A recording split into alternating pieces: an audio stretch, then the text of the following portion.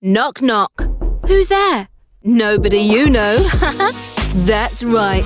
Welcome to the Nobody You Know podcast. They might not be famous, but they certainly have a lot to say. Join Ash, SB, Emmy, and Gus as they discuss everything from celebrity gossip, trends, pop culture, hit movies and TV shows, social media, and even some juicy personal life experiences and opinions. Now, let's get into today's episode.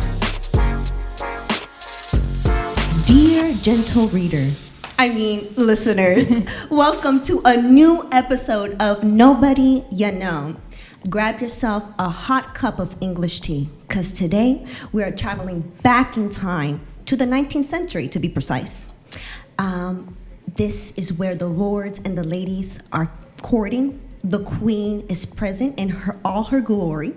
Lady Whistledown is somewhere hiding and thinking of her next gossip. The Duke of Hastings, he's on his third shot of whiskey. And our favorite family is doing their grand entrance, the Bridgertons. That's right, ladies and gentlemen. Today, we are talking about the phenomena, the popular show that's taken the world by storm, Bridgerton. So, what makes this show such a hype? Like, why are people so obsessed? Take it away, ladies and lord. Let me just say that was an epic intro. Yeah, that was really good. You're a new Lady Whistledown. Lady Whistledown. Protege right here. Could we just start by saying the voice of the Lady Whistledown? Let's just start. Yeah, so we were just discussing this prior to our podcast, and I kept feeling like her voice, Lady Whistledown's voice, sounded so familiar, and I just couldn't place it. And then I just chalked it off to being like, okay, she just has a great voice, and she sounds familiar because her voice is so great. Right. And then I was doing a little research, and I saw it's Miss Julie Andrews. Famous Mary Poppins. She's in this, guys. I had no idea. Yeah. When you guys told me, I was in complete shock. I was like, wait a minute. I know that. Wait a minute. How can I have missed it? It's incredible. It's like an Full iconic circle. Voice. I know. It's a childhood favorite, and she's back. Yeah. I love it. I'm here for it. So we all learned that. It's such an exciting. Yes. She's also a big part of the budget. Oh, tell us about that. You know, so because, for example, like in season 1, there were no like super known artists. Mm-hmm. So like, even though the episodes cost around 7 million per episode. Wow. Oh, wow. Like, I guess one of the big part of that comes from her because she's actually the well-known.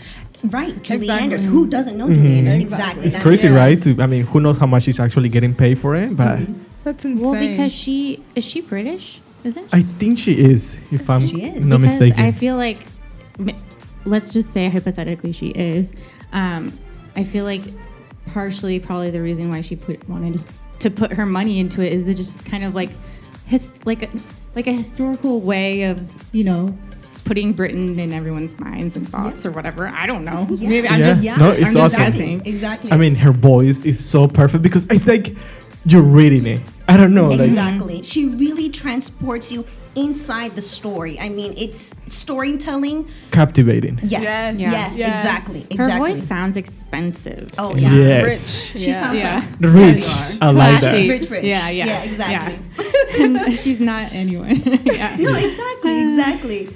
Bridgerton, for me, it's like the perfect balance between old and new. Old being the sense that it's 19th century, the attire, the etiquette, that's a given. A lot of it, of course, is old times. You know, the men have the final say and only say on things. But the twist to this is, the new is, how can you overlook or not notice pop music in an orchestra, classical? I mean, that was what really caught my attention after that first episode. I was like, wait a minute, this is interesting. And wait, can I pause you and ask a question? Because did you even notice that it was? I did. Okay, yes, okay. I did. It was in an instant. I knew immediately, it. Yeah. Immediately, I knew it. The first song play is Thank You Next. Thank You by Next. Ariana Grande in episode 1. Did we notice it right away? I'm Yes. trying to remember. Okay. Yes. Yeah. I mean, we're Ari fans, so I was like, wait a minute. Yeah. Hold your horses. Yeah. I'm in it. And that was one of the things that one of the actors, Ruth Gamel, Lady Violet, the mother of the Bridgerton clan, she said, Bridgerton brings bringing our world into theirs. So what that means, it's honestly our music, pop music in classical form, and a lot of it too, the new part of it is representation. That's a big thing in Bridgerton.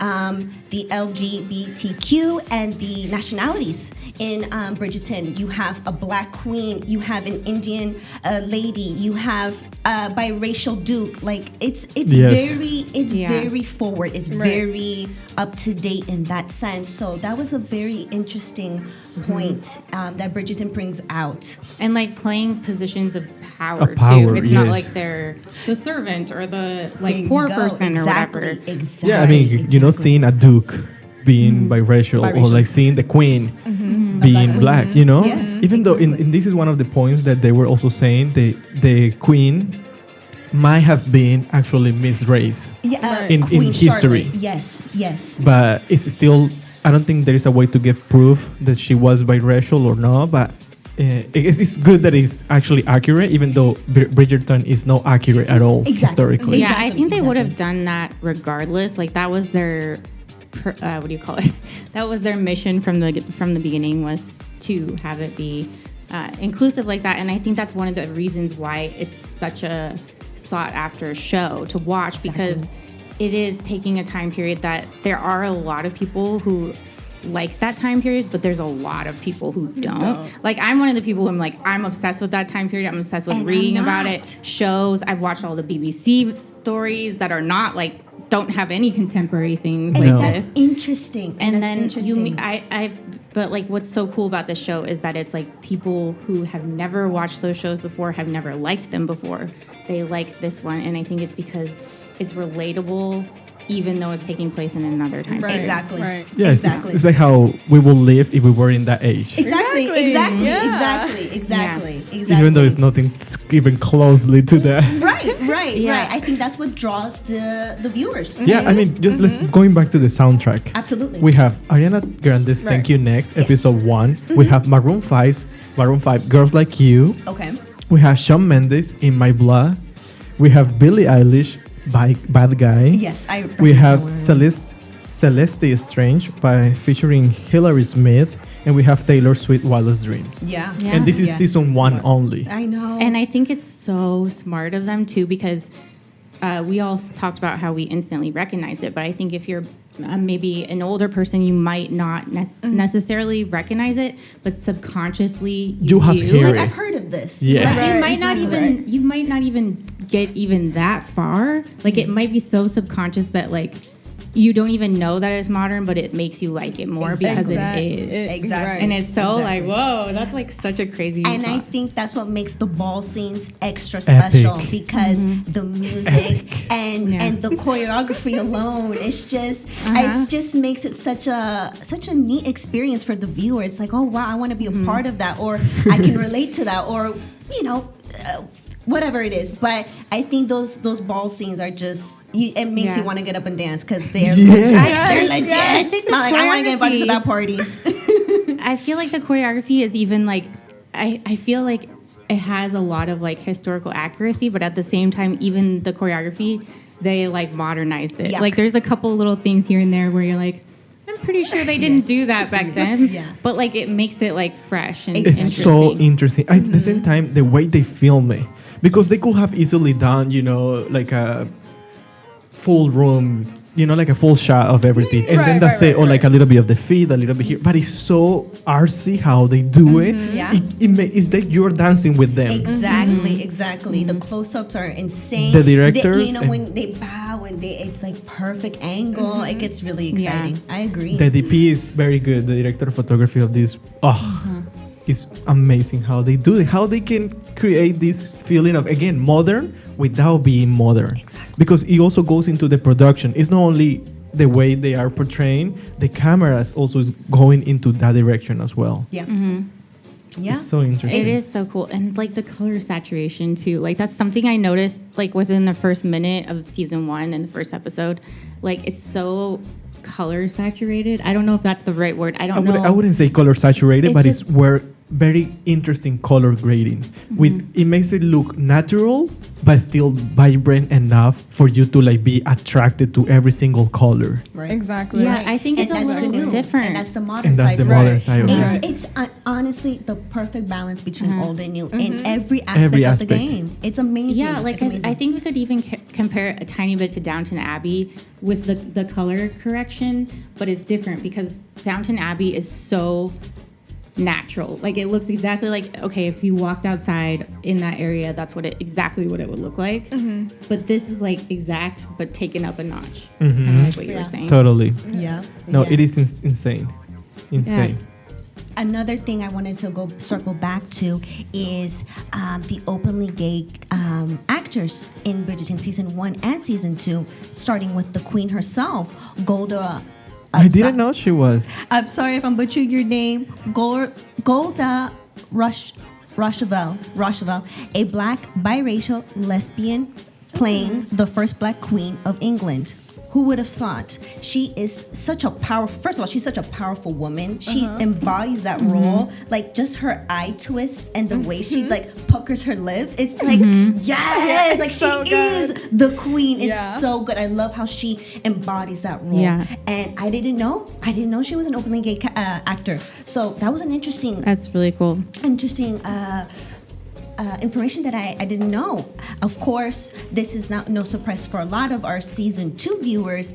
Anthony, also being a gay actor, but he plays a straight character, and he embodies that role so well that one would never guess or question.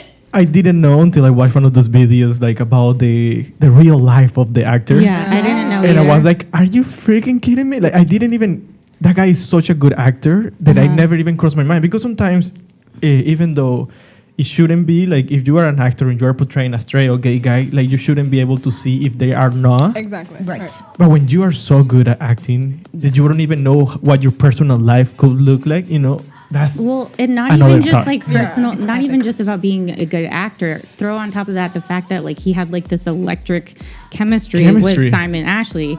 It's incredible. And so, and maybe like my thoughts on that were like maybe she's just so comfortable with him because she knew he wouldn't be like attracted to her in real life. I have no idea. Or maybe they just have incredible chemistry. Right. But like Simon I never would Ashley have guessed. playing Lady Kate in season 2. Season but 2. yes, I mean it's incredible in the chemistry, and it just shows the amount of time they've invested in their craft to make it just seamlessly. I mean, just beautiful work. No wonder Yeah. they get nominated and get awarded the recognition that they get, because they're just It's phenomenal, phenomenal in every way. a little question. What this is a little bit tied in up both seasons. Which romance did you like more? Season 2, Season 2 or season 1? Like for sure. I love it. You didn't even think about it. I'll tell you why in a second. You guys go. Okay. For me, it's really hard to compare which one is my favorite. Season 1, I really like the relationship between Daphne and the Duke, because Daphne reminds the Duke, love is this and love is that, and she's a friendly reminder of like, you shouldn't look at life like this, or love like this, or marriage like this. So Daphne's like, she's very sentimental, she's very emotional, and she teaches the Duke how to be also like in touch with his emotions and be more open and be more forgiving and be more, open-minded. And I love that aspect of their relationship. When it comes to Anthony and Lady K, I also like that relationship for a whole different reason, because they're both hard-headed, and they're both the eldest, and they want to do what's best for everybody. Except for them. Except for themselves. So, that's also relatable in real life. So I like that about them too. So for me to pick, I can't really pick, because I love them in their own different way. Personally, that's how I feel about it. No, that's awesome. That's deep. Yes, no, I'm kind of with you a little bit, because I feel like what I like about the first season, I like the passionate and the craziness that they, even though at the beginning they were like, oh, I despise you. Yeah. After that, Well, there's a lot of despising though in the second one too. But Yes. it's a love. It's but an it eternal. was like, I'm gonna fuck you. But I think that's why I like the second one better. I mean, But again, that was and the second Yeah. one, and the second one is good Alright. because they have the same one. Like I despise you, but I'm not there. Like the chemistry, like they were repelling from each other. You know, like I want to kiss you so bad, but I won't do it regardless. Yeah, Yeah. that's the hard-headedness You know, about them. I love the it's- making, like the reason I really liked the season 2 is the making you wait for it. And The I suspense. think it's like the tension fun. and like there's so many cool things that do that in season 1 and season 2. But I think this is another reason why people are really drawn to this show is because we currently are living in a time period where it's just like immediate gratification Yeah. for everything in terms of romance. Yeah. Like you get to go all the way on your first date. Like nobody's gonna question if you do. Forget about first And, base. like, and Bitch, like, you're doing the whole run. there's none of this exciting like, and I'm sure if it was real life, like being courted in that way is not as amazing as they make it look in Bridgerton. Obvi. But like of course, like let us have that escape, right? But like exactly. I think what's so cool about it is like we're so like we've had all this like instant gratification, like I already said, and so to watch something where you were waiting the entire season for them to just kiss is like, oh my god, just kiss! And like I love that. I love having to wait. I agree. It I makes was like things every 10 times time, better. like the scene with the bee when she gets stung by the bee. Oh, that! Yeah! I was like, oh my god! I was like, this is the best Frisian moment of all time. Yes, we're all I was holding our like, breath. the longest they can hold this off, the better. Like, I don't personally like need the sex scenes, and I know there's probably a lot of people watching it who would disagree with me. Like, we're all entitled to our personal opinion, but I just loved I agree. the dying for it to happen. I agree. It's like you've never wanted a couple to be together so bad in your life. That's how I felt in Yes. both seasons. Like they're just meant to be with each other. Make it Yeah. work. Like that's how I feel as a viewer. But I mean, that's the fun thing about each season. I feel like each season we're going to see from now on, you know, a new relationship develop and.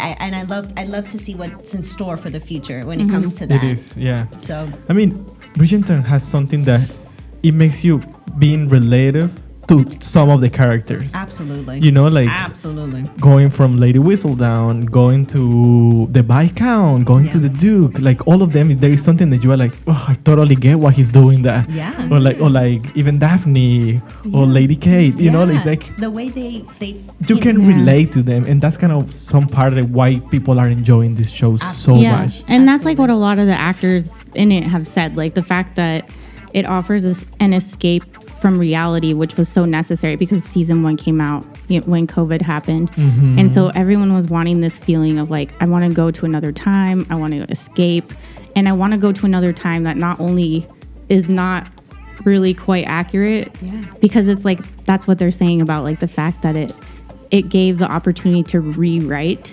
that time period in a Exactly. way where there wasn't like racism and there wasn't like they don't even, and some people have actually criticized this, but like they don't even really like show the social disparities between the economic classes. You don't really You don't see It's it. see the poor people You on the saw side of the road. We saw it a or anything little like bit in season 2 with Eloise and the Paperboy. Paperboy. that. Yeah, maybe that will get And brought I want up them, more. I want them together. Just spoiler, I want them together. Just saying. I'm We'll- saying we'll that see when now. we see I want that. them together. Yeah. So Yeah, I mean, let's go also into this is Netflix second biggest show.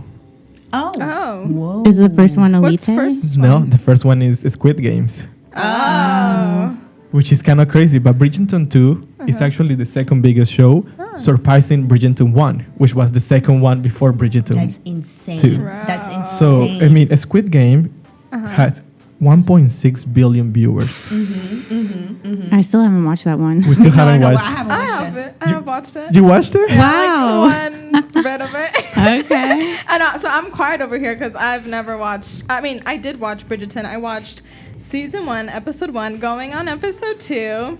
Love it. I love it. And the Wow. more She's information you guys are like, saying and giving me, I'm like more excited to watch it. I so hope we might didn't give finish it. away any. Okay, like, so well, now things. that we are here, because we were like, it's great that we three have seen it, but SP didn't see it, so we wanted to see that contrast of Emmy. like Emmy didn't see it. Sorry, if Emmy wanted to see it, like what did she thought about? Like, I what's she gonna loved be? it. I love the costumes, the everything. I want a freaking corset myself. I'm obsessed. If you're watching, I'm wearing one right now. Lady Ashley has her corset on, guys. obsessed.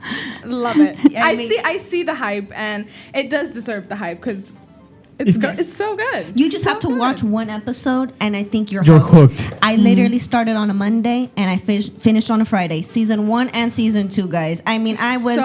on a It's so mission. I was good. like, I cannot keep my eyes off the screen. Like, I need to freaking finish all of this. I need to know what happens. Like, I've never been so obsessed about a show in a long time, and it goes to show. But it deserves the hype. It deserves the It hype. totally does. It really does. Yeah. But going back to what you said, actually, I was, scrolling Twitter, and people were like, first of all, people were doubting that season 2 would ever surpass season 1 because 1. people love the Duke. I mean, Love to do. Oh, I mean, So- he is the dreamy so- man. Sorry, guys. Hey, there's no competition there. But the fact that he wasn't even in season 2, and the fact that season 2 did so well, I mean, the show, it just says a lot about the show. It's the show That's just my says only about the complaint direction is and that he everything. wasn't. that he wasn't in it. in. Yeah, low key, I missed him. Like, at least a little bit of screen time. Just a I little think bit. they can get away with it in season 2, but in season 3, okay, so a little back history. There's, if you don't know, but most people probably do, the series is based off of Julia Quinn's series, and there's 8 books in the series, and each one is based off of one of the Bridgerton siblings. And so I feel like if they're going to center it around this one family, and like there's always like a few scenes here and there where it's the family hanging out, and like Daphne was in all those seasons by herself. minus Simon. Yes. And Yes. I feel like, that season they could just be like, oh, he's gone on vacation. But how are they going to do that? Hopefully the show gets 8 seasons. I'm hoping. I Knock on hope, wood. Knock on wood. Yeah. We But I don't deserve know, it. like at some point you're going to be like, dude, where's the Duke? Like, They- come on. Hello. They don't know if he's gonna actually come back because I don't know if he wants to keep going. So I it's feel like still. he could just make a cameo. It's just. I think it's just. Some people like what they do, like their job. Maybe some people don't, and we don't know how was his experience doing it. Right. And I think he loved it because it made him famous. Yeah, Like, there's Right. even people saying that he might be the next James Bond.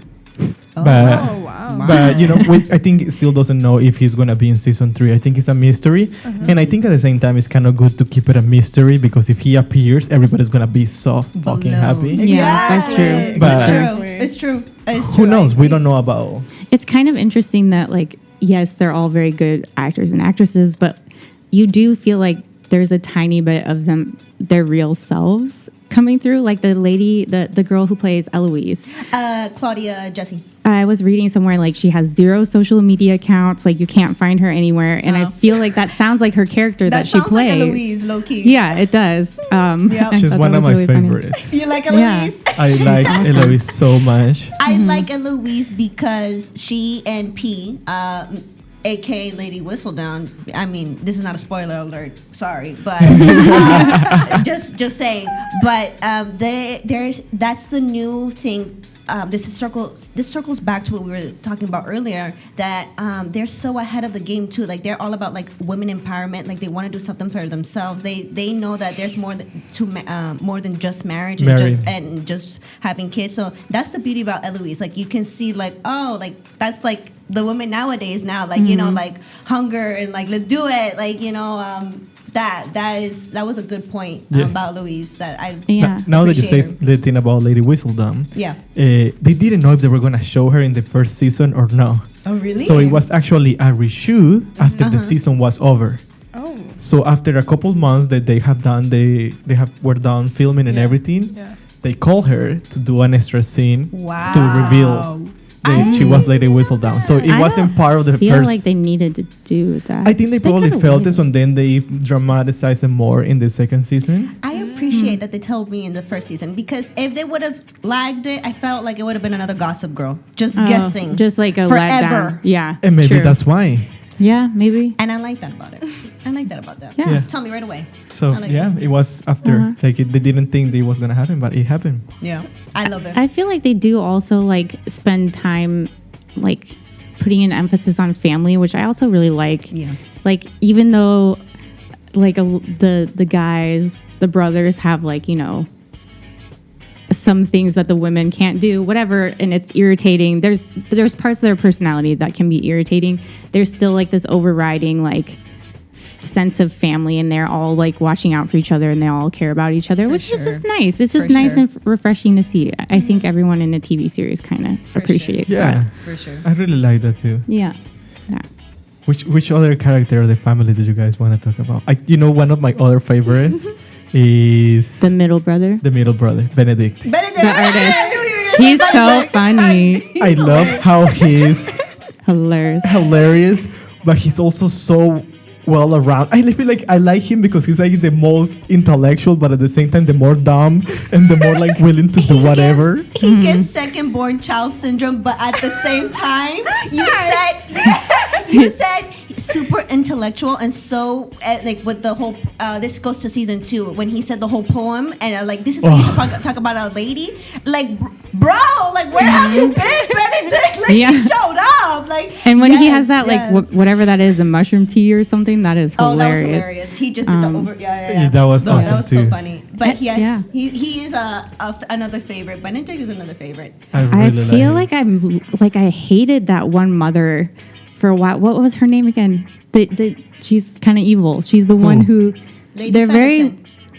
Is it Lady Pendleton? Featherington? Yes, Featherington. Penelope's mom. Then I start to kind of like her in season 2, and I feel apologetic almost for saying that, but like I like it how even with the like slightly more vindictive women, they still like give them like a sense of power, but like not always in an evil way. Even the queen sometimes has a little bad side, but you still kind of like her because like she still has like redeeming qualities. Yes. And you kind of see that with like Lady Featherington. I'm not gonna like verbally say it because I want Amelia to experience some surprise. Thank you. But I like how she like ended up kind of being like for women, and like circling back to that, I when I saw that is when she spoke about her daughters, like I am a mother and that's why I did what I did, and like she's protective, and that's like the family quality about her, the mother about her. So that kind of that's where me. I softened her about her too. I was like, okay, you're not all that bad. Yeah. No. Yeah. It's very good. It's just like when you watch the show, you just get immersed into that world. And it's so funny because this is the first time we talk about it as a group, and them talking about it with me, like describing the characters and describing the whole scene. It's like It's so fun. You get it. Like if you know, you know. I feel like I was excited with him because, like I already said, I've been obsessed with the Regency time period since I was, like 10, 11, 12. Like I could, like. If anyone else out there is obsessed like me, you'll know who I'm talking about when I mentioned Georgette Heyer. She wrote like probably 30 or 40 books that take place in that time period. And so like I know like really weird facts, like how they used to stick on like different shaped moles on their face, like heart shape or star shape, and like how they would powder their wigs and how the guys would tie their cravats, and they named the way they would tie it like different names, like the waterfall or the conquistador, or like they had like names, and it was like the way they would fold their like cravat had a fashion name. The costume department should call you. That's all I know, like, but this is like how obsessed I was, and like so it's just so fun to see it like visualized in a TV show. That's so and fun. like I could geek out about it for hours, cool. but now I feel like because he likes the show, we can like talk about those weird things that before he would have been like, "Are you gonna stop talking?" right, exactly. I mean, it just goes to show, guys, you don't have to like that time period at all to enjoy this show. Not at all. It's good. It's so good. It's good. It's well rounded and everywhere, and I think it ties to the thing that we were talking about, how it captivates every single emotion as well. You get drama, you get romance, you get gossip, you get intellectual, you get like everything, a little bit even of something. like grief. Like I feel like in season 2, Yes. and I really liked it how they did the flashbacks. Yes. Because like that really like just hit it more home. I don't know how you say It it. make you connect to the character way deeper. It's hard not to fall in love with the character when you see that. I mean, that grief, that's a big one in season 2. I mean, you see Anthony in a whole different life, and you understand why he does what he does, and why he feels the way he feels, and the way he says things. Because Totally. guys, trauma. Like he has trauma. Guy has been through lots of shit. So it just ties everything and why the family does the things they do. Because in season 1, he wasn't my favorite. Like he was like, okay, he's another character. Yeah, he's just but an in older season brother. 2, I was like, Obsessed. yes, I love you. Yeah. Like I want to be your friend. Yeah. Like in real life. Yes. Like Yeah. And I really feel like the mother's character like got more developed, which was really cool because That too. Her I too. feel like that's like a Maybe true Violet. mother is like someone who just does not give up on you no matter how many times you like push her away. Right. Right. So I do really feel like season 1 was extremely good, but I feel like there was a lot more character development, backstory, and just like explanations for why the characters were the way they were in season 2. Exactly. So I'm curious, it seems like you maybe have more of an inkling than I do. Like season 3, which sibling do you think it's going to be about? Like Eloise or? What do you guys think? It could be Eloise. I want to say it could be Penelope and Colin. But Colin, poor boy, he doesn't understand that the girl wants him so bad. But we'll see when that happens. He's the dumbest one. I'm like, Colin, come Sorry, on, that's not wake right. up, bruh.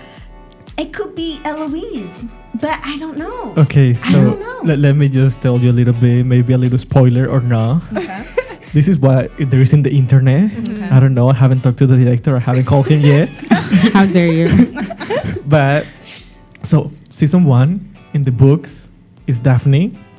Yes. Book number 2 is the Viscount. Book number 3 is Benedict. It's Benedict's turn. Yeah. So if it goes how So it's that's going, the middle sibling. the so if one it's that's going your how it's favorite. going to with the books, like exactly how the Netflix series is going, Then that it should should be be him. it should be him. I'm Got here it. for it. Okay. Sold. I'm here for it too. And I think also it makes sense. Well, this is kind of interesting because, for example, the ages of the actors are actually higher than you think. Yes. Mm-hmm. That's For a example, very interesting. because when I point was of view. thinking of like how old are these kids, I was thinking like maybe they are 25, 23, around that age. Right. Penelope is 35, if I'm not mistaken. Yes. She is the youngest looking 35-year-old. Eloise is also 34. Yes. The Yes. Viscount is also like 35. 30. So it's like there are no. So the age in their faces are gonna be changing dramatically very soon. Yeah. So they kind of have to keep in the. Yeah. Even though you can do a lot with CGI, but I don't think that's the plan. Yeah. Well, and So- also like they're playing characters who like Are most teenagers. girls Teenagers. most The girls girls are like came teenagers. out. They called it coming out, like or their like introduction into society when they would be of marriageable age or whatever. Usually when they were like 16. 15, 16. Mhm. So like 15, 16, So- yeah, that's crazy. But that's But probably the what I guys, think. the guys, it doesn't matter because Yeah. back then the guys could wait as Cool. long as they wanted to get married. It was the women who Yes. had to come out in the season, and if they didn't get picked, they were considered like hopeless. Like they're never going to get married. Yeah. Right. I mean, They have this one Window, season, like yes. this tiny window when they're like 15, 16. That's it. yeah, those 6 months to be able to get married, and then that's Talk it. about pressure. Yeah. Jeez. Yes. What a time. But we'll see what they're gonna do. It should be Benedict if would you follow in the books, but who knows? It could be Eloise. It could be I don't know. we don't know. We don't know. But whatever happens, I'm still excited. Yeah, Oh, we're gonna I'm watch down. it. I'm down. I'm I'm so so excited. excited. I believe they're honestly. gonna start filming this summer, so then it's gonna be released kind of like the same time the season 2 was released, Valentine's Day. No, yeah, Valentine's, February, That's so February, exciting. March. Oh, and like I know we're kind of like starting to wrap things up, but and you did a little research on this, but I think another reason why I'm really drawn to it, and I think other people are too, is like it's a way to see all of these like historical places that we probably won't get to go to all of them or go to anytime soon. Exactly. And like I know that and he's going to tell us a little bit more about that, but like you get to go to Bath, London, York, like Hampton Court Palace, St. James Palace. So like it's really cool because you feel like you're getting to see like all these amazing places. Right. Yeah. Yes. Right. And most of them are actually real places. Like they are historically, and they've been used in a couple of movies as well. Like remember when you saw the pond in one of the scenes, and you were like, I seen all these movies. Oh, I have to give a this little- pawn was from Pride and Prejudice, the BBC version. Yeah, the one with Colin Firth when he's younger. Oh my God. I used to watch that scene on repeat. It's like when he jumps into the pond with his white silk shirt and he gets wet. I know it's like the Victorian like wet t-shirt contest for men. When I was like 15 and 16, I was like obsessed with Pride and Prejudice. But I recognized the pond like instantly. I was like, oh my God, that's the pond from Pride and Prejudice BBC circa like 15, 20 years ago. Yeah. So the Girls other, getting flashbacks. I know. I'm like getting red right now just thinking about it. I'm like, oh. the other thing that they happened, for example, the white shirt scene, they also stole it from Pride and Prejudice. When the Viscount falls into the lake, The pond. I mean, it got every woman in the world who saw it Twitter pated. but that scene was stolen from the Pride and Prejudice. Yeah. So that was one BBC of the- version though. The BBC version, Not not the movie. the not the Keira one Knightley. with Keira Knightley, the other one. So The some of 5-hour one. Sorry. Not to be mistaken. Yeah. Podcast done, everyone's gonna be googling that scene. I can tell you that much. And what was the other thing? For example, the Bridgerton house, it is exactly how you can see it, but all the, I forgot how it's called, the plants and all these things, I think most of that is CGI, most of that is fake. Okay. And the buildings that are next to it are also fake Yes. because that building is by itself Oh, Right. when you That's see so it in real cool. life. Yeah. That's so So cool. all of these things So are fake. cool, yeah. The Featherington's house Yes. is like super far from the Bridgerton's house, but in the And TV show, it looks like they are in the across the same. street. Like Really? right next door. Exactly. So that's also fake. The Featherington is also a castle that is like that it has nothing By in the itself? next. Yeah. Yeah. That's So it's a lot of things that are very interesting how they tied it up to make it look more historically correct. right. The Duke's entrance is actually the back side of the castle. Oh. If you look at it, it looks like a back entrance of a castle. Yeah. When you really look at the details of it, Yeah. is the back, because the front will have a huge grand entrance with a big, like when you see the big castles, like they usually have like this amazing door and something. Right, right. This one is because it's the back side of the castle, because the front Cool. was way too modern. Oh. Oh wow. Go figure. Go So figure. it's kind of like little details that they have tightened up, but it makes it amazing. Right. Go figure. I also feel like we have to give a shout out to Jane Austen just because she's been like copied in a flattering way so many times. Like we talked about the scene we just talked about, but then also I knew exactly what was going to happen when Simon Ashley goes riding on the horse. I knew instantly. I was like, she's going to crash and like get injured, and then she's going to get sick. And because that's what happens in Sense and Sensibility, which is a Jane Austen book. So I was like, I love like the parallels, but I think that's another reason why people like it is because like it feels a little Relatable. bit familiar. Like it's like stories that are classics that a lot of people like.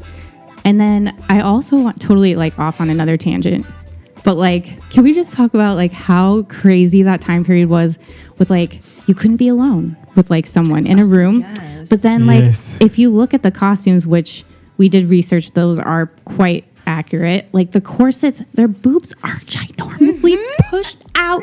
I've never seen anything like it. And so for like that juxtaposition between like being like practically naked and then you can't be alone with someone. I wanted to give It's a like, note what? about that. The costume team, it takes 3 to 4 fittings for each costume, and each costume has a set of gloves and shoes. And that's aside from the bling bling that they have on too. You cannot ignore that. I feel like the Queen Elizabeth gave a couple stones for them because it's incredible. Their It is costumes, incredible. it's like the details. It's out of this world. I mean, it looks Everything. great. And even the Looks great. hairdos. But like I just thought like I kept watching and being like, you this said is the so hairdos? bizarre. I saw that Daphne's hair was like inspired by Audrey Hepburn. Yes, Audrey it's Hepburn. inspired in other And you can real tell, characters. Yeah, like you can it's, tell. I was like, oh my gosh, I Yeah, noticed so that. pretty. But yeah, I thought that was so ironic, like that they would dress that way. Because I feel like if you dress even now like that with your boobs out like that, like people are like, whoa, like she's a little racy. But like we're talking like you couldn't be alone in a room with a guy unless he was proposing to you. Yeah. Right, And so yeah. I just think that's like so It's bizarre and interesting. crazy. It's an amazing show. It is. So you guys so watch good. it. Watch it if you haven't watched it. Please. I will definitely be watching that. This is your sign. If you're listening to this is your sign. Please This is go your on. moment. It's your moment, and leave us a comment like give- about like what you love the most. That's true. But also give Netflix a little bit of hope for surviving. Yeah. Because Netflix is in a big of trouble right now. They stock everything. They are losing money. Yeah.